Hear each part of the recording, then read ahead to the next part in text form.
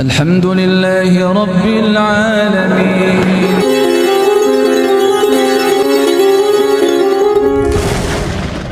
Peran manusia dengan berlandaskan pada ana inda dzoni abdibi, bahwasanya aku apa kata prasangka hambaku. Kita diberi kebebasan untuk berprasangka kepada Allah, berusaha atas hidupnya, dan Allah akan mengikuti usaha itu.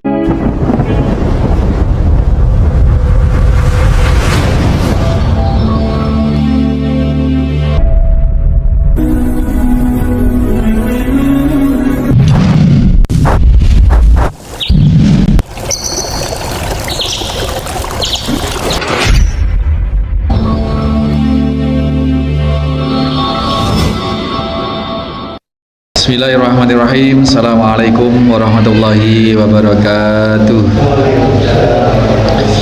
Innal hamdalillah nahmaduhu wa nasta'inuhu wa nastaghfiruh wa na'udzu billahi min shururi anfusina wa min sayyiati a'malina. May yahdihillahu fala mudhillalah wa may yudlil fala hadiyalah. Asyhadu an la ilaha illallah wahdahu la syarikalah. Asyhadu anna Muhammadan abduhu wa rasuluhu la nabiyya ba'dah. Allahumma salli wa sallim wa barik ala Muhammadin wa ala alihi wa sahbihi wa mawala. Hadirin hadirat bapak-bapak, ibu-ibu sekalian, jamaah Masjid Al-Muslimun Curah Jeru Panji Situbondo serta segenap mustami dimanapun berada, rahimani wa rahimakumullah. Minta sembuh kepada manusia tidak boleh. Menyandarkan kesembuhan harus kepada Allah Subhanahu wa ta'ala. Kalaupun ke dokter, harus dipahami bahwa dokter itu hanya berikhtiar. Yang bisa dokter lakukan hanyalah memberi diagnosa, dan diagnosa itu juga belum tentu valid. Terus berikhtiar memberi resep. Kemudian obat kita ambil dan kita meminum obat. Sekali lagi, obat itu bukan yang menyembuhkan kita, tetapi yang menyembuhkan kita adalah Allah Subhanahu wa ta'ala. Adapun kita ke dokter, kita minum obat, itu sebatas ikhtiar menjemput kesembuhan dari Allah Subhanahu wa ta'ala dengan segenap doa. Mudah-mudahan ikhtiarnya itu Allah ijabah. Ini yang betul. Saya punya beberapa ketemu orang, saya kalau nggak ke bidan sana nggak sembuh gitu. Ini mulai kecil saya bawa ke bidan sana, sudah langganan. Kalau nggak ke sana nggak sembuh gitu. Nah, ini sudah penyelisihan terhadap akidah. Berarti sandaran kesembuhannya ke bidan itu gitu. Itu ya, jadi ini tidak boleh ini. Kalaupun kita menilai bidan itu titis, napa Pak titis niku? Titis itu ya mahir. Misalkan dokter spesialis atau bidan yang senior misalkan. Kalaupun kita meyakini itu dan memang faktanya orang itu titis di dalam mendeteksi penyakit dan memberi resep itu. Tetapi tetap konteksnya adalah kita berusaha. Nah, kita berikhtiar.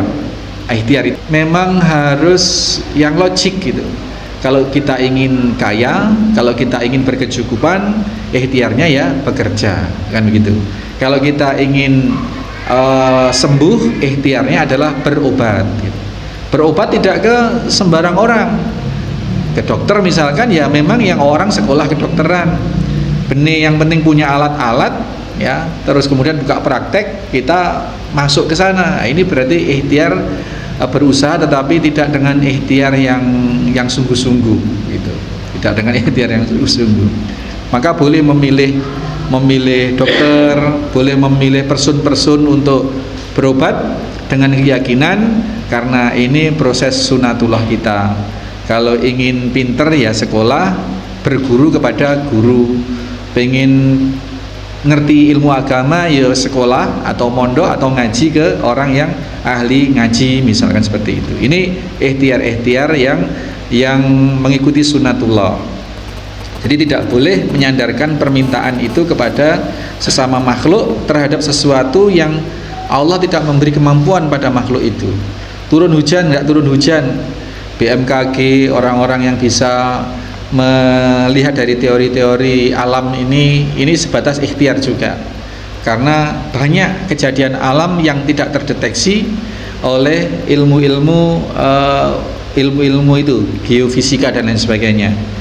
Amerika Serikat itu kurang canggih apa, orangnya terkenal pinter-pinter, tapi tanpa diduga dan tanpa dinyana dan tidak ada sinyal-sinyal apapun, tiba-tiba kebakaran di sebegitu meluasnya dan sulit dipadamkan, mungkin sampai hari ini. Nah, ini menunjukkan bahwasanya kekuasaan Allah ini tidak bisa dijangkau oleh manusia.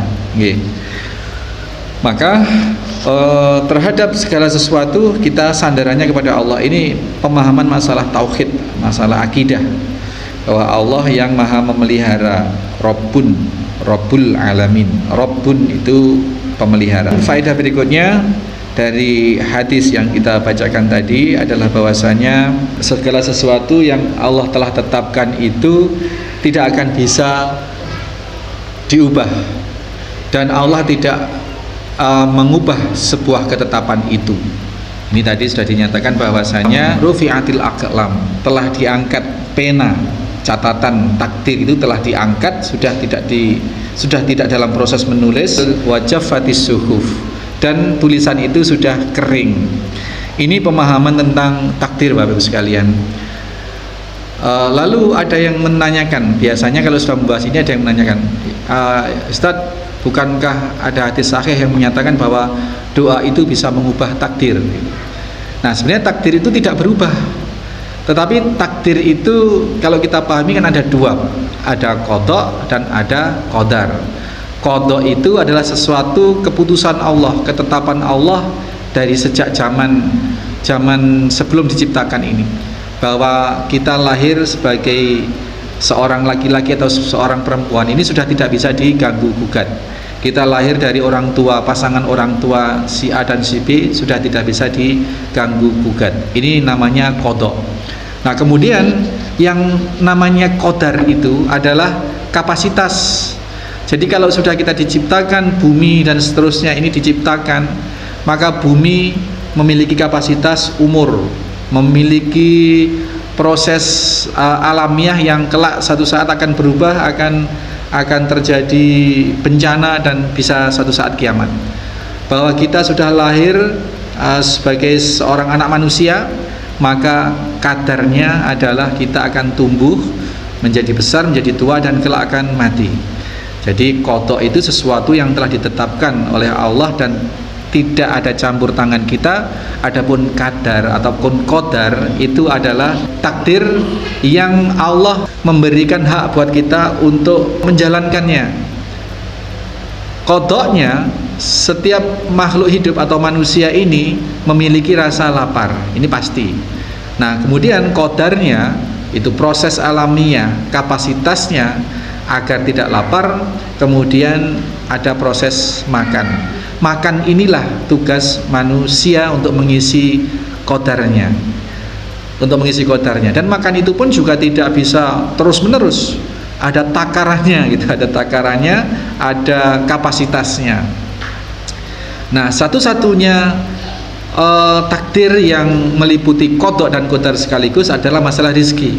Rizki itu sudah ditetapkan sebelumnya oleh Allah, tetapi manusia masih punya peluang untuk bisa berusaha di situ. Bahwa Allah Subhanahu wa taala menakar rezeki seseorang, iya, tetapi bagaimana rezeki itu akan menghampiri seseorang itu tidak lepas dari usaha manusia. Maka tidak bisa terus masih nyambut kayak apa, takdire ngini yang ini. Itu tidak betul.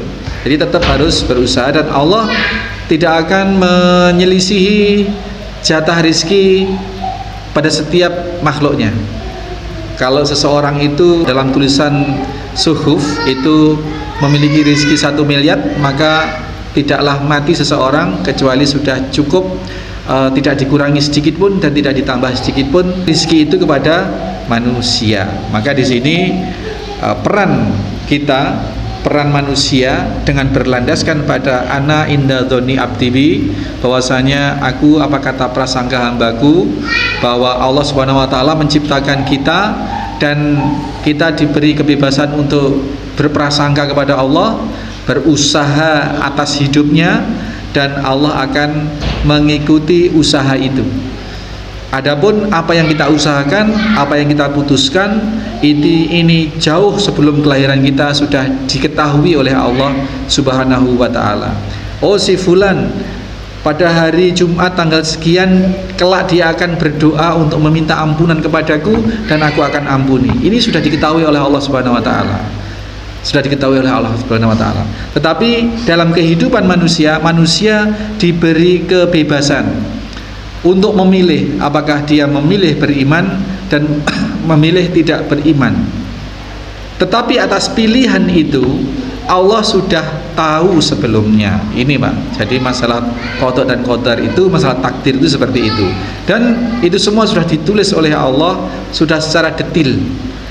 Oh, si fulan pada umur sekian memprasangkai aku akan memberikan kebaikan dan aku memberikan kebaikan. Oh, si B pada usia sekian dia memutuskan untuk murtad misalkan. Nah, keputusan-keputusan itu dibebaskan kepada manusia di dalam hidupnya, tetapi keputusan segala sesuatu sampai orang meninggal nanti Allah sudah tahu sebelumnya. Ini bedanya gitu. Jadi demikianlah. Dan masalah takdir ini tidak bisa kita bahas secara tuntas, karena masalah ini masalah yang gaib, masalah yang tidak terjangkau oleh pemahaman penalaran manusia. Kita bisa ilustrasikan seorang insinyur membangun satu bangunan, mengkonsep, menggambar, dan kemudian membangun, kemudian jadi. Terus kemudian ada anak kecil, ada anak kecil yang TK atau SD itu tanya-tanya, ini kok bisa seperti ini, kok bisa seperti ini. Lah dia mau jelaskan apa? Insinyur ini mau dijelaskan juga nggak nutut gitu. Nah, ini sebatas seorang insinyur yang ditanya oleh anak kecil. Apalagi kita manusia, kita tidak bisa menjangkau perencanaan yang dibikin oleh Allah, rencana-rencana yang dibikin oleh Allah Subhanahu wa taala. Sangat sedikit yang bisa kita jangkau dalam akal pikiran kita. Maka kita dalam menghadapi takdir ini, kita cukuplah mengikuti apa yang termaktub di dalam Al-Quran dan As-Sunnah, yang perintahnya kita berusaha laksanakan dan larangannya berusaha kita hindarkan. Ini tentang masalah bahwasanya Allah Subhanahu wa taala telah menulis, telah selesai skenario kehidupan ini, telah selesai ditulis bahkan 50.000 tahun sebelum bumi seisinya ini diciptakan oleh Allah Subhanahu wa taala. Kita tinggal menjalankan dengan tuntunan yang diberikan, yang dibawa oleh Nabi Shallallahu alaihi wasallam, maka kita akan selamat insyaallah.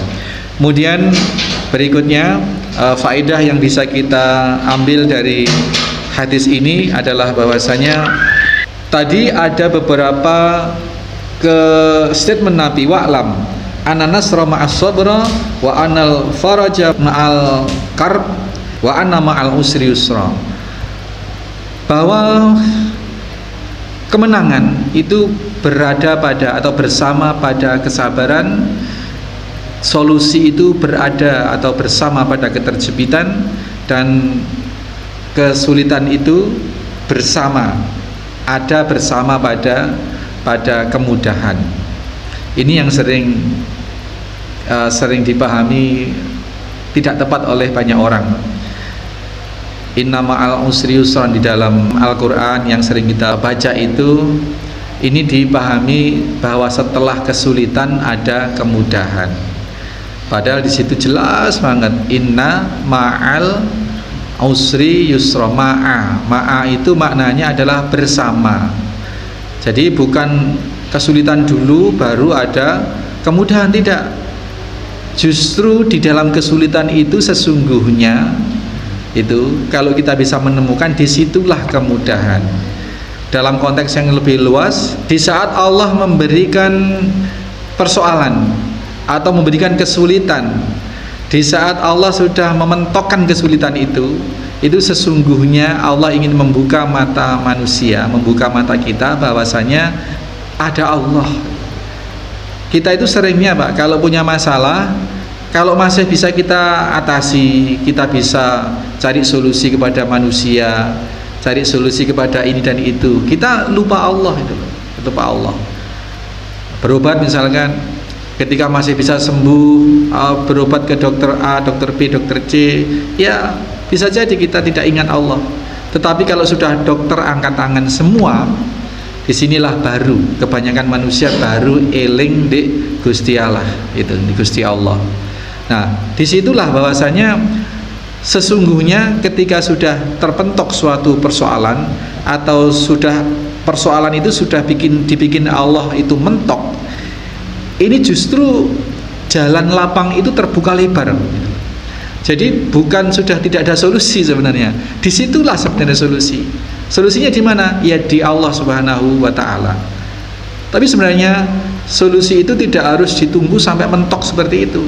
Di awal masalah kita, kalau kita langsung ingat dan langsung ke Allah, maka insya Allah tidak akan berlarut-larut kesulitan itu, kesedihan itu, dan persoalan itu tidak akan berlarut-larut merembet kemana-mana sebenarnya.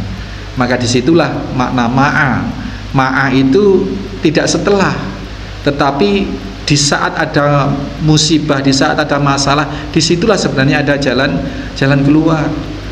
Maka jalan keluar itu tidak perlu menunggu bersulit-sulit, tidak menunggu entek-entekan disik, tidak gitu. Maka disitulah maknanya bahwasanya Allah Subhanahu wa Ta'ala bersama dengan orang-orang yang bersabar, dalam arti yang mau menempuh kepatutan menurut Allah Subhanahu wa Ta'ala.